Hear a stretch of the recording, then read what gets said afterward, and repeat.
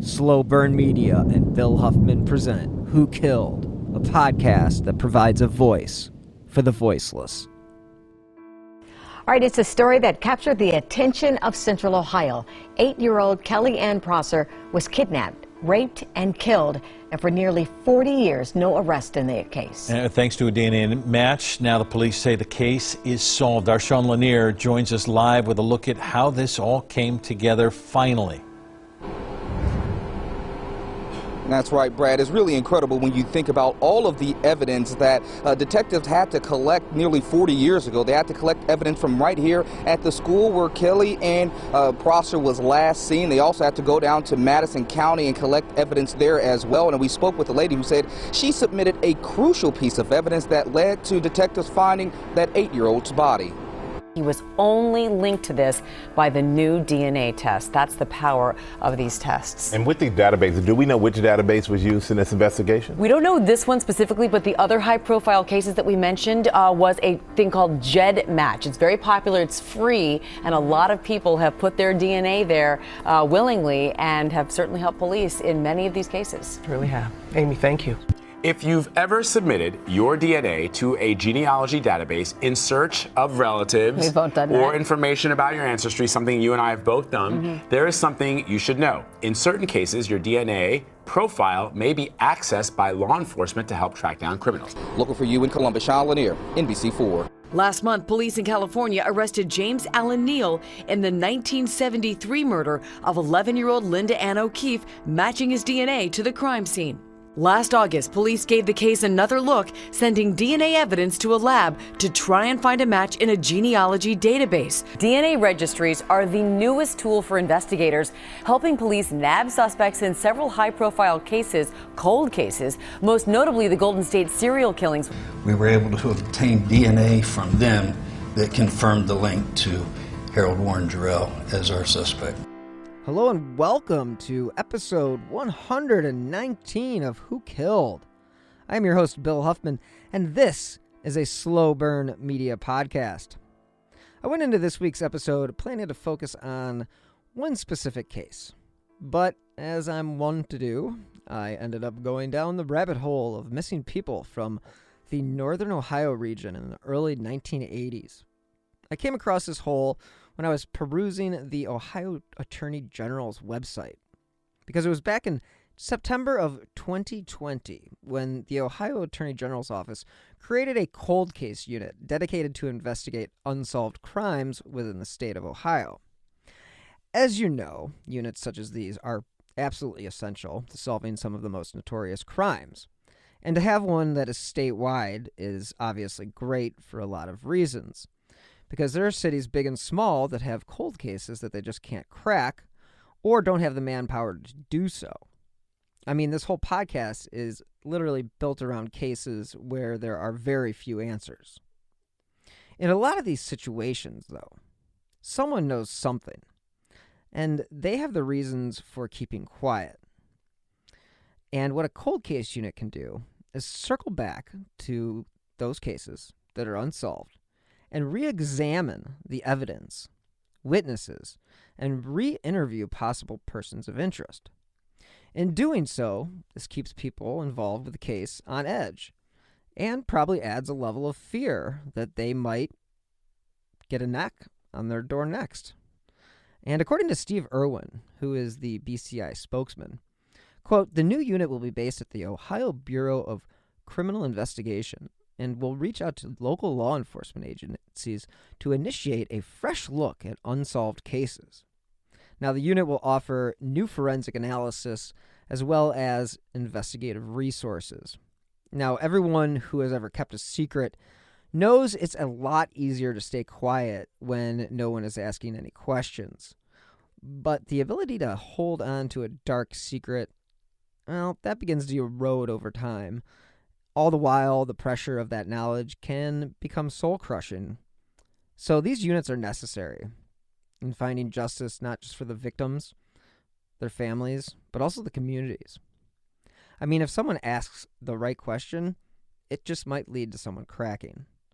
And according to Ohio Attorney General Dave Yost, quote, "We can make a difference. even when years have passed since a murder or sexual assault. The passage of time can actually help, in that some witnesses become more willing to cooperate, and technology advances. Consider, for example, how DNA testing has unmasked, time and again, violent criminals who got away with living among us for too long, unquote. Now, the AG's website is a great resource because they tell you what makes a cold case and how they are trying to solve them. And from the site, they state that the FBI reports since 1995, more than 100,000 cold case homicides have accumulated in the United States. Now, homicide cases actually have the highest solve or clearance rates, according to the website, but it continually decreases. And with that being said, the guidelines that the BCI follows when determining a case is cold, they basically use these definitions. A cold case homicide involves any investigation that remains unsolved after being reported to law enforcement and in which all significant and viable leads have been exhausted.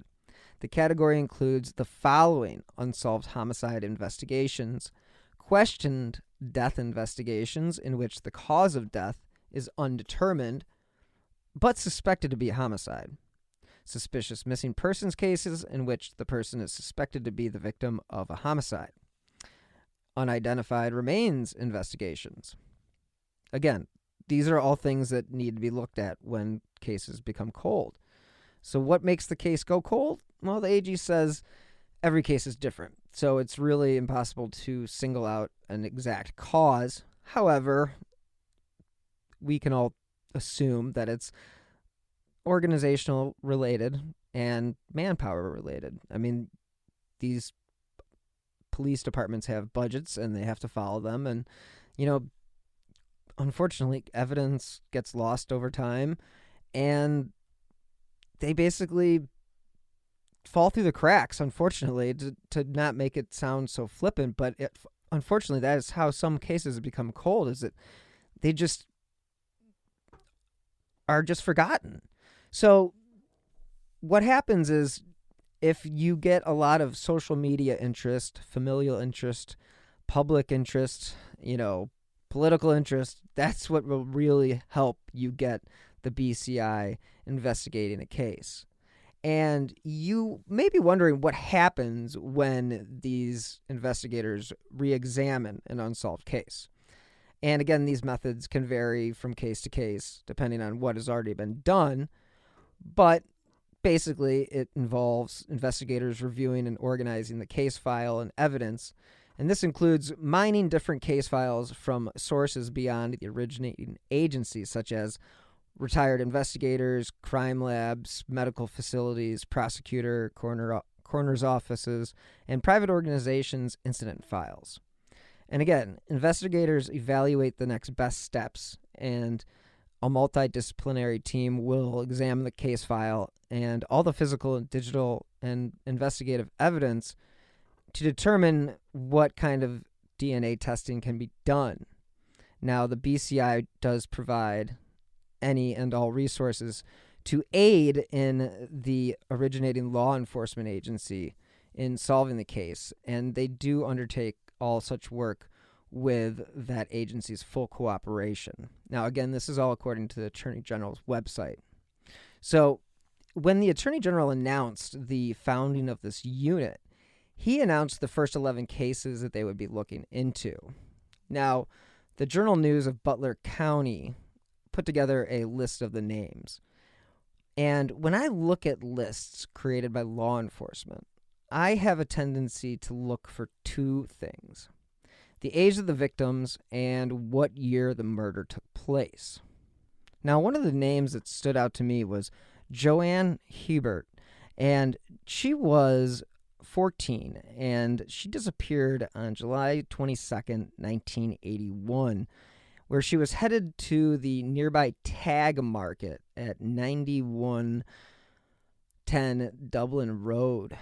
Both of her parents were at their jobs, and unfortunately, that was the last time she was seen. Searches for Joanne would come up empty, and unfortunately, months later, An unfortunate hunter actually came across the partially decomposed body at the fringe of a wooded area, and that was on September 29th, 1981. Now, according to the Marysville Journal-Tribune, the death of Joanne was ruled a homicide. Dr. Malcolm McElvore said Hebert died of a massive basal skull fracture caused by a blow on the head from a blunt weapon.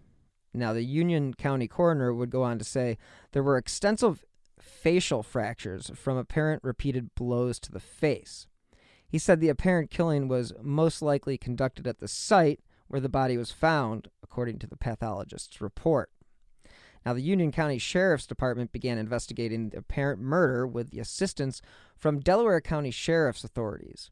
Now, authorities believed there is a missing link, and that is the reddish-orange bicycle that the girl was last seen riding, and that bike has never been found. Now, it is possible that someone not involved in the crime could have information about that bike, and both departments at that time were urging anyone with information to come to the sheriff's office, basically. And unfortunately, nobody was able to locate Joanne that day. And luckily, there are generous people out there who will put their wallet out there for answers. And Joanne's case wasn't any different. In fact, a Dublin business firm who wished to remain anonymous announced a $5,000 reward for any information leading to the arrest and conviction of the person or persons responsible for the rape and murder of Joanne Hebert. Now, again, any information concerning this crime at the time was to be directed to Lieutenant Vance of the Dublin Police Department. Now, while researching the case of Joanne, I ran into a brick wall. There really wasn't much information to work with, and it was frustrating. And that was when I came across a fascinating article by Mary Grace Poidimini of the Akron Beacon Journal, and it's titled 9 Abducted in 2 Years Within 150 Miles. Now, this was 1982, so I was unaware of all these cases, but I think it's worth highlighting her work and the victims she focused on. Now, according to an article I found about the writer, Mary Grace, is that she actually ended up becoming a lawyer after her time with the Journal. And reading how thorough her work is, I can see why she would make a great attorney. So kudos to a nice career. So anyway, back to what I was saying. All right. So with diminishing returns newspapers provide today, it's really nice to see a deep dive into a situation that may not get the page space it deserves nowadays. So I am going to take a dive into the article because it is a shining example of trying to connect the dots of cases that have become too complex to explain. And I am going to read liberally from her article. She states, "They were young, with luminous faces and laughing eyes. Suddenly, they were missing. Now 8, including Dawn Marie Hendershot of Massillon, are dead. The 9th has never been found. In the last 2 years, the 9 girls have disappeared or have been abducted from hometowns along a 150-mile trail from Cleveland to Columbus. Asenath Ducat, 8, was last seen on June 3rd, 1980, at a shopping center near her home in Upper Arlington, north of Columbus. Tiffany Papish, 8, was last seen on June 13th, 1980, standing in a checkout line at a grocery store near her Maple Heights home. Tammy Seals, 14, was last seen before dawn October 17th, 1980, and she was delivering newspapers in her West Side Cleveland neighborhood. And then there's Joanne's case, who was last seen on July 22nd, 1981. Then you have Demita Sullivan, 9, who was last seen on October 12th, 1981, walking near her Copley Road home on Akron's near West Side. Then you have Tina Marie Harmon, last seen October 29th, 1981, walking away from a grocery store near her home in Creston. Krista Harrison, 11, last seen July 17th, 1982, being pulled into a van at a park 100 yards from her Marshallville home. Kelly Prosser, 8, last seen September 21st, 1982, walking near an elementary school in Plain City, north of Columbus. And then you have Dawn Marie Hendershot, 7, last seen September 29th, 1982, leaving Gorell Elementary School near her home in Massillon. All but Tiffany Papish have been found dead, shot, or strangled, or their skulls crushed, or their bodies hidden too long to know for sure how they died. And with those deaths have come anguished questions. Who? Why? Can it happen again? To my child? Now, Mary Grace goes on to write that 3 men had been convicted in 2 of the slayings, but the verdicts have been thrown into doubt by claims of, quote, perjured testimony and evidence linking one of those slayings, that of Tina Marie Harmon, to the death of Krista Harrison. Now, a man has been arrested in another case, and that was Donald Maurer, and he is an unemployed meat cutter from Massillon, and he was charged actually with the death of Dawn Marie Hendershot. And there was a similarity in age, geography, cause of death, sexual assault. It was all really wild. He was basically her neighbor, and it's terrible. So what Mary Grace goes on to write is that what emerges, however, is a dark cloth of brutality, a cloth from which other killers of other young girls in other cities have been cut. While those killers may rape their victims, their goal is sadistic, not sexual satisfaction, according to Dr. Emmanuel Tenay, who is recognized as one of the top forensic psychiatrists in the country. Quote, we often view rape, whether a child or adult woman, as a means to an end, securing sexual gratification. For those people, sadistic activity is the goal of suffering imposed upon the parents as well as the victim. They need to hurt often because they were hurt as children, and they need to hurt again and again, Tenay said. And again, he goes on to say that something is terribly distorted in their character. They don't have a normally developed conscience. Feelings of remorse or guilt are unknown. Their conduct is perfectly acceptable to them. Now, again, this is pretty much standard profiling at this point. Now, it's 1981. Behavioral science is a new thing. And Dr. Richard Dobbins, who was the director of Akron's Emerge Counseling Center, agreed. And he said at the time, quote, whoever is doing this is very disturbed, but also very smart. He may very well understand the sociology of small towns where you don't have the fear syndrome working for children's survival, and you don't have police departments prepared to handle these cases. Now, such people are equally careful in choosing victims, Tenay said. Quote, there is some element, age group, gender, physical feature that makes a certain victim acceptable to them. Now, again, such people also tend to be enamored of the enormity of the crimes they commit. Quote, murder is abhorrent to begin with. That in itself might appeal, Tenay said. But it is so abhorrent to our culture to do that to a child that becomes a pinnacle of deprivation. Mary Grace would go on to write that the psychological profiles had been drawn in several of the 9 disappearances, but it was only the Upper Arlington Police Department police detective Edward Tyne who would discuss specific profiles, saying Tenay's conclusions were consistent with that of the suspect in the murder of Asenath Ducat. Now, she was last seen by her friends on June 3rd, 1980 at a crosswalk 3 blocks from her school. She and her classmates had been kept late, apparently, as a bit of a punishment for some rowdy behavior that day.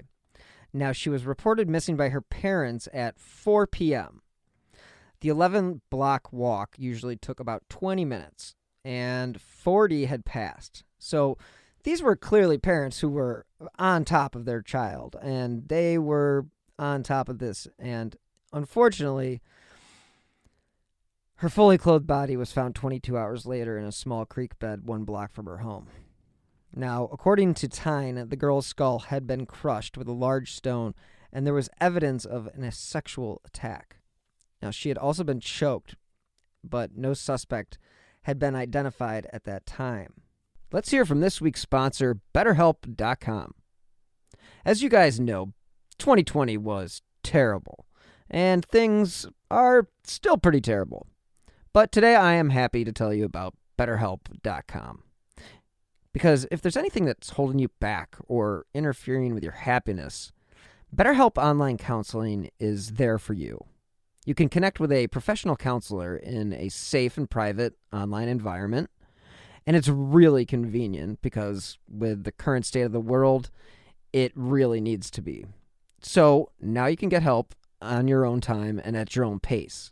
All you have to do is schedule secure video or phone sessions, and you can also chat and text with your therapist. BetterHelp really is there for you. They have over 3,000 U.S. licensed therapists across all 50 states. And if, for whatever reason, you aren't happy with your counselor, you can request a new one at any time. They even have apps for your smartphone or your computer, so you are never out of touch. So again, if you're suffering from anxiety or depression, anger, stress, relationship issues, heck, not getting good enough night's sleep, trauma, LGBT matters, they literally have a licensed professional counselor for you. And of course, everything you share is confidential.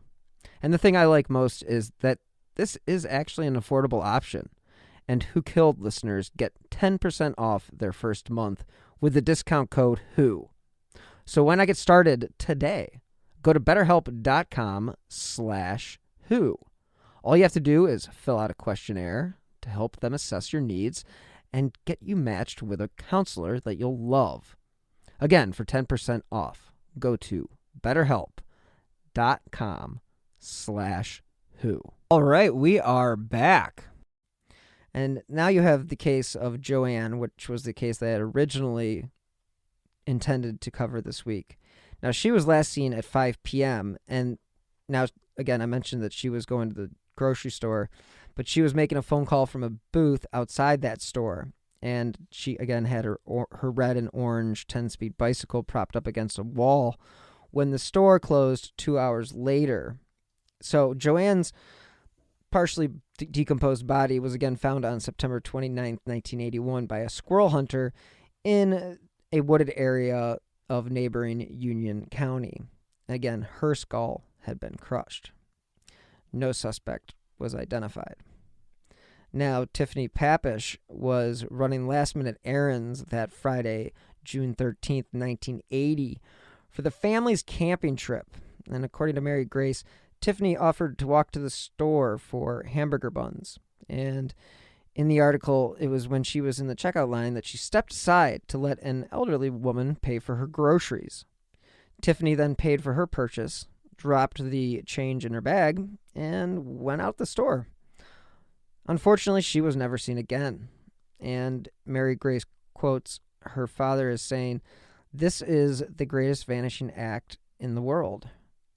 Houdini could never have done anything to compare." Now, a bulletin was circulated by Maple Heights Police that described Tiffany as 4 feet tall, weighing 58 pounds, with brown hair cut in a shag style. Now, she wore blue shorts and a red t-shirt with the words, quote, "Let's face it, I'm cute." Unfortunately, her body has never been found. In 1982, police said they followed up any leads that came to the department, but her father disagreed about that, and they didn't believe that everything was being done. And he said, quote, "There are still states where my daughter's picture hasn't been shown." And again, her body has still never been discovered. Then you have Tammy Seals, which was closer to Cleveland, and she was an 8th grade honor student, and she was living with her mother and her brother and sister, and she actually was delivering newspapers when she disappeared. Now, she was last seen on October 17th, 1980, and only 12 of the 27 papers that she was meant to deliver that day were actually delivered. This week's episode is sponsored by HelloFresh. With HelloFresh, you get farm fresh, pre-portioned ingredients and seasonal recipes delivered right to your doorstep. Skip trips to the grocery store and count on HelloFresh to make home cooking easy, fun, and affordable. That's why it's America's #1 meal kit. This summer, HelloFresh is here to take the work out of eating well. Reach your goals with delicious, calorie-smart, and protein-smart lunch and dinner options, plus new vegan recipes, too. HelloFresh makes entertaining easy with a selection of crowd-pleasing eats like their bratwurst bar with caramelized onions, Dijonnaise slaw, and pineapple relish, or a snack board with pretzel bites, spiced bar nuts, and hot honey peach jam. So go to HelloFresh.com/WhoKilled16 and use the code WhoKilled16 for 16 free meals plus free shipping. Again, go to HelloFresh.com/WhoKilled16 and use WhoKilled16 for 16 meals plus free shipping. Her body was found, unfortunately, 4 months later in an abandoned house just 10 blocks from her home. Now, the cause of death because of that time is undetermined. Quote, "Let the people know that a lunatic is still out there. He's still out there," cried her mother.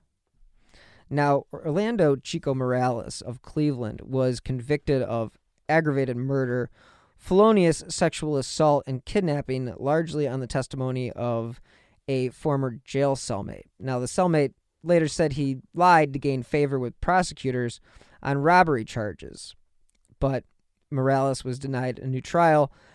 But an appeal citing publicity, strained emotions, prosecutorial deceit, and constitutional error was before the 8th District Court of Appeals when this article was printed. Then you have Demita Sullivan. She was last seen on October 12th, 1981, walking with 2 boys near her Copley Road home in West Akron. Days, then months slipped by as massive searches were conducted by off-duty police officers and volunteers. This is sad.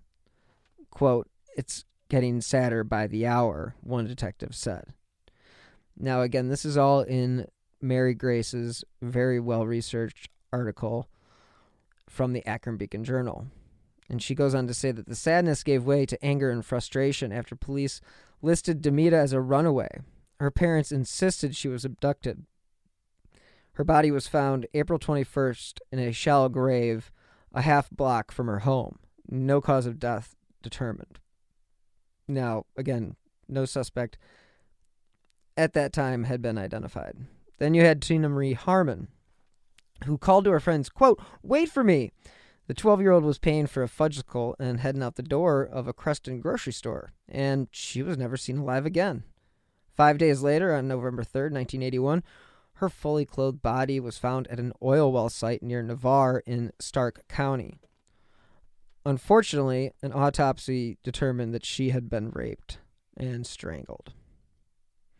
Now, it looked like there was going to be justice in her case, as Herman Ray Rucker of West Salem and Ernest Holbrook of Lodi were indicted 3 months after her body was discovered, and Rucker actually was found guilty in June of 1982, I believe, and he was found guilty by a Wayne County Common Pleas Court jury, largely on the testimony of 4 witnesses, including a fellow farm worker. Now, Curtis Maynard was sentenced to life in prison, and he later recanted his testimony. Again, he said he lied because of threats from investigators. This is why you never trust a jailhouse snitch. So 2 days later, it was disclosed that evidence had been found linking Tina's death with the kidnapped slaying of Krista Lee Harrison of Marshallville. Now, this is all very interesting because of what eventually ends up happening. Now, the matching orange-brown carpet fibers were only one twist in the trial. A key prosecution witness, Tammy Decker, recanted her testimony. Another, Susan Siegler, defended Holbrook from the witness stand, but the judges found Holbrook guilty as an accomplice to murder, rape, and kidnapping. And on September 15th, Rucker was granted a new trial based on the strong probability he would have been acquitted without Maynard's perjured testimony and with the fiber evidence. Now, at that time, prosecutors did ask the 9th District Court of Appeals to uphold Rucker's convictions. Now, Holbrook also petitioned for a new trial, arguing that the judge's unannounced visit to a crime scene violated his right to be present at all phases of his trial.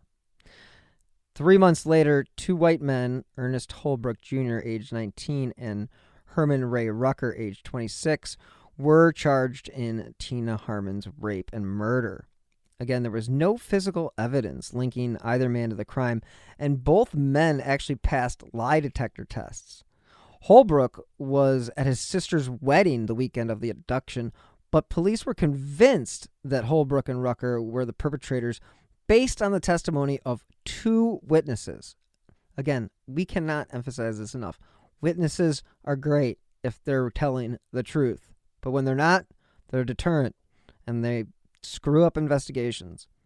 Holbrook's cousin, Curtis Maynard, and his acquaintance, Susan Siegler, claimed that after a night of drinking at the Siegler's house, Rucker had confessed to them that he and Holbrook had killed a little girl who had resisted their sexual advances.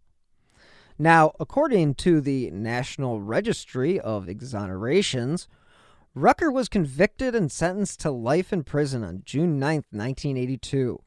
2 months later, Holbrook was convicted and given a life sentence as well. Holbrook wept as he was led away from his wife and 1-month-old son.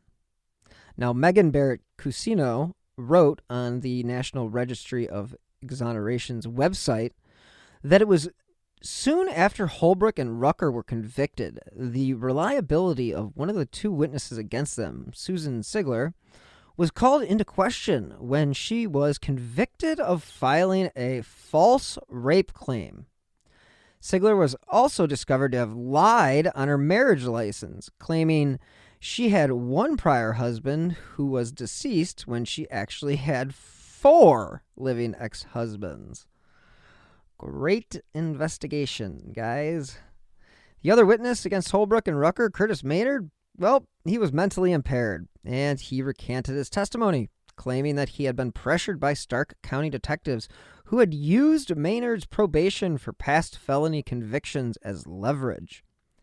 Now, following Maynard's recantation, Rucker was granted a new trial, and he was acquitted by a jury on June 16, 1983. Holbrook sought a new trial, but his requests were repeatedly denied, and he unfortunately remained in prison. But luckily for Holbrook, it was in April of 1984 when Robert A. Buell, a former employee of the City of Akron Planning Department, was convicted of the abduction and killing of 11-year-old Krista Lee Harrison. This crime was very similar to the killing of Tina Harmon that had occurred in a neighboring town. And again, 6th grader Krista Lee was dragged into a dark-colored van, as I mentioned before, as she was playing on July 17th in a park across the street from her home. Her body was found 6 days later in an abandoned garage in rural Holmes County. She had been strangled. An autopsy found evidence of a sexual attack. The FBI and police in Wayne, Holmes, Ashland, and Stark counties pursued almost 600 leads in the case, including reports of a man who had photographed Krista at softball games. Sketches of this abductor were mailed to 400 police departments across Ohio, with a description of the van that sped away from the park that day. Now, one of the things that was found was identical rust-colored carpet fibers of an uncommon type, and those were found on the bodies of both girls. So the manufacturer of the carpet actually confirmed that in the state of Ohio, they had only sold enough of that particular carpet for a few homes. And guess what? An identical carpet was found in Robert Buell's van. Luckily, this set the stage for Holbrook's conviction to be set aside, and the charges against him were dismissed on May 4th, 1984. He was released after spending over 2 years in prison. Curtis Maynard was convicted of perjury for his false testimony in Rucker's trial and was lucky enough to spend 13 months in prison. So then you have Dawn Marie Hendershot. Now, she was the 7-year-old Massillon girl who really kicked off the original story that Mary Grace was covering. And she was last seen on September 29th walking home from her elementary school in Massillon.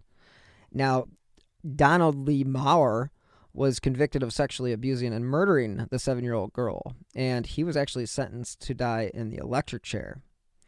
So that's one of the joys of looking into these cases when you do actually see closure. Like when they found Kelly Ann Prosser's raincoat alongside the road, the right sleeve was smeared with blood, and they were pretty confident something tragic had happened. And it was only about a half mile away that they discovered it. And it was in a cornfield, and unfortunately, it was the 8-year-old dead body. Now, police at the time say she was strangled and sexually molested. Now, police had questioned at the time a 63-year-old Columbus man who was charged with gross sexual imposition in an attack on another girl the night before Kelly disappeared. Quote, "The big thing on my mind is that I hope Kelly didn't suffer," unquote, her father, Marty Huffman, told a Columbus reporter. Quote, "I can't imagine the terror she went through, 8 years old, grabbed off the street by some guy. I wanted to talk about this so maybe one family can be spared this pain. This community has got to know how much jeopardy their kids are in." Now, it took nearly 40 years, but the killer of 8-year-old Kelly Prosser was actually solved. On June 26th, 2020, the family finally got an answer about who killed their child. Columbus police investigators, who never gave up on the cold case, matched a dead man's DNA to the rape and murder of Kelly. Quote, "Our family has spent many long years waiting for Kelly Ann's murder to be solved," unquote, according to a statement released by the Kellys' family after police announced the news.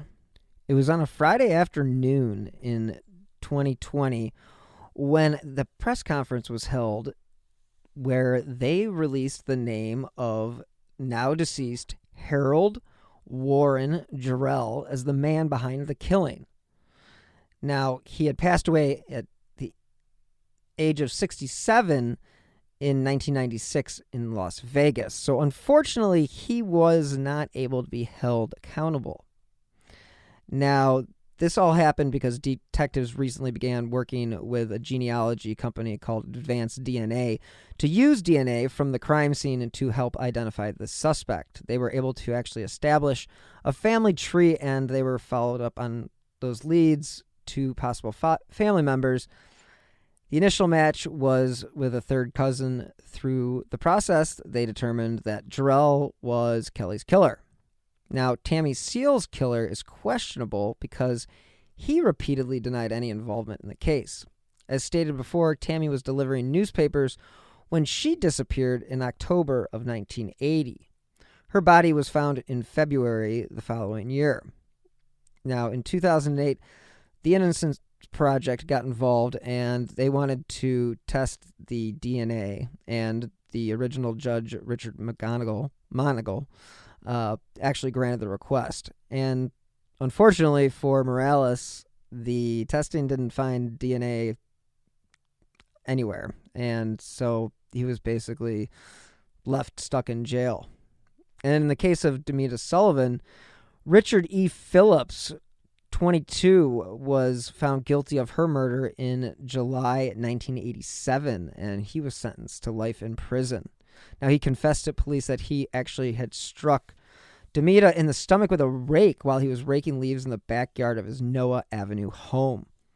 Phillips said Demita had persisted in annoying him over an incident that occurred earlier at her home, and then he said he dragged the body behind the neighbor's garage and covered her with leaves and debris. Now, that's bad enough, but Phillips then admitted to killing 16-year-old Christina Parrish of Akron on September 6, 1984. Her body was discovered April 13, 1987 in a grave about 80 feet from where Demita's body was found 5 years earlier. Again, this information comes from the Akron Beacon-Journal. Unfortunately, there were some victims whose killers got away. Now, the scariest thing about this era was it was the heart of stranger danger. But yet these girls would just continually disappear. And clearly not every case is connected, but as you can see, some are. What you can also see is there's a lot of sick and deranged people who live in the state of Ohio, which is awesome. So glad I live here. But I do have to give kudos where they are due, and that begins with the Attorney General's office and Dave Yost for making cold cases such a priority, not only for the family but for the communities. Now, again, Mary Grace Poidimini for her excellent work in 1982 for the Akron Beacon-Journal. A lot of the information shared in this episode comes from her extensive article from October 3rd, 1982. Now, if you have any information about these unsolved cases, please reach out to your local police department or Crime Stoppers.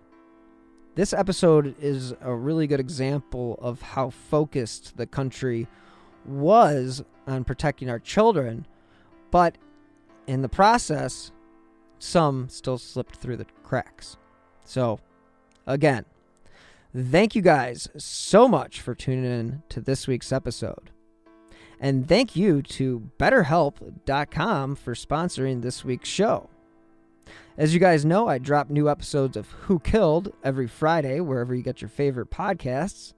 And as always, if you enjoy this podcast, you can help support the show by clicking on the link in the show notes. Or if you want to contribute via Venmo, you can use my username at Bill-Huffman-3.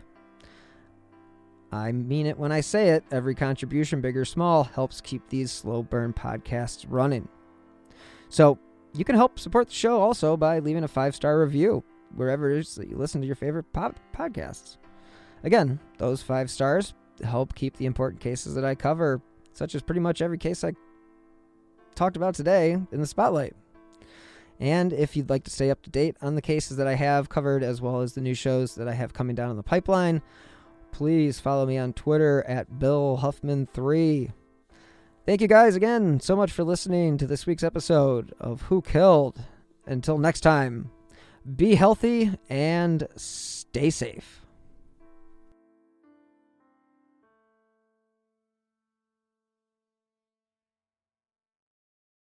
You might be surprised to know that not all serial killers are straight cisgender white men, and the victims of true crime are not a monolith either. She's Wendy and I'm Beth, and together we host Fruit Loops Serial Killers of Color, a true crime podcast. Together we take deep dives into the true crime stories about marginalized and minoritized perps and victims that often go untold. We also provide the context and nuance that these stories deserve. At Fruit Loops, we're serving up true crime with a side of history, society, culture, and some fun. Listen to Fruit Loops Serial Killers of Color on Spotify, Google Play, Apple Podcasts, or wherever you get your podcasts.